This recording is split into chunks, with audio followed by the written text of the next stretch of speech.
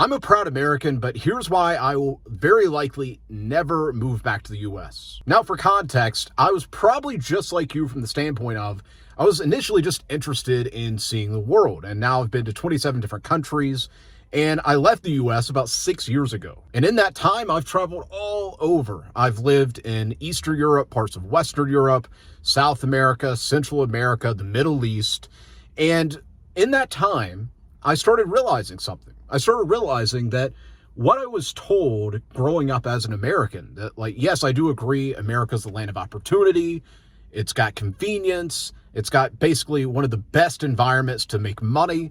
However, why don't I just create a business online and make money in the US while living abroad? And I started noticing that a lot of these other countries have way better infrastructure than what I was told, have a way better quality of life specifically for what I'm looking for. And so the advice that I give everybody, any of my friends that I talk to that are interested in moving abroad, is you really need to get clear on what exactly the type of lifestyle you want. Because hey, maybe you really like the US and it's the best possible lifestyle for you. And then if that's the case, then enjoy it.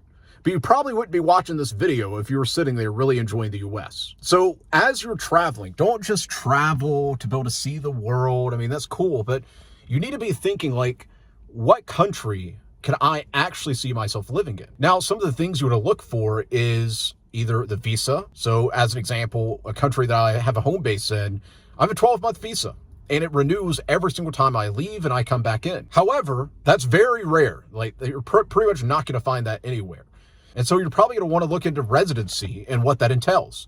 So as an example, whenever I lived in Paraguay and I got residency there, I had to come in with $10,000 in cash. I had to get all these papers from the government, like a background check, all that type of stuff. And it gave me residency. It was a very straightforward process. And whenever you're getting residency, yeah, you could do it yourself and save some money, but I'd highly encourage you hire a lawyer that specializes in getting residency, because it's going to save you a whole bunch of time and a whole bunch of money. Like every single scenario where I walk in with a lawyer, I skip the line, I go talk to this person, boom, go talk to this person, boom, and it saves you hours and hours of time. Now, on this concept of residency, a lot of the time you're going to have to renew it every year, every 2 years. As an example, Dubai, they've even got like a golden visa. But for most of you, you're going to be sitting there getting a residency that you have to renew. And something you do want to keep in mind is, will this residency lead you to getting citizenship? As an example, in the UAE, it's damn near impossible to get a citizenship. Like, it's unless you're like a multi-billionaire, you've invented the cure of cancer or something, you're probably not going to get citizenship. But there are options across Europe and South America where after 4 or 5 years, you already have residency and now you can get citizenship. Now, the next thing that people don't think about is the banking system.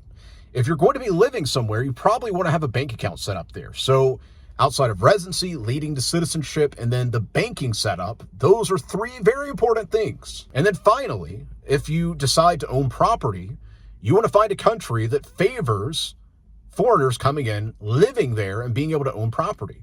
Now, I could be wrong because I've got zero interest in this, but I believe in the UAE, you only own the title to that property for, I think, 99 years. And of course, you can pass it on and you can pay more money and be able to get it renewed.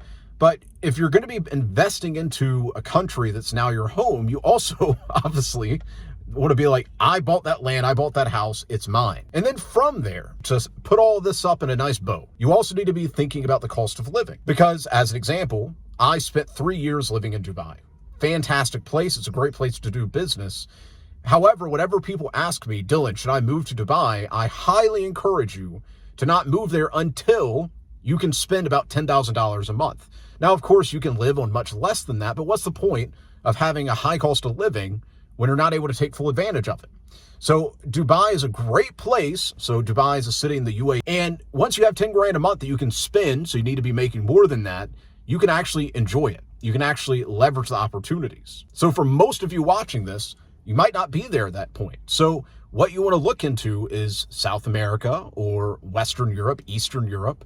But keep in mind that the cost of living, it's not just so you can save money. I can't stand foreigners who they move abroad just simply to save money. The entire purpose is to find a place that you feel is home, you can build a future in, and then from there, yes, the cost of living is less than what it would be in the US, like in many places.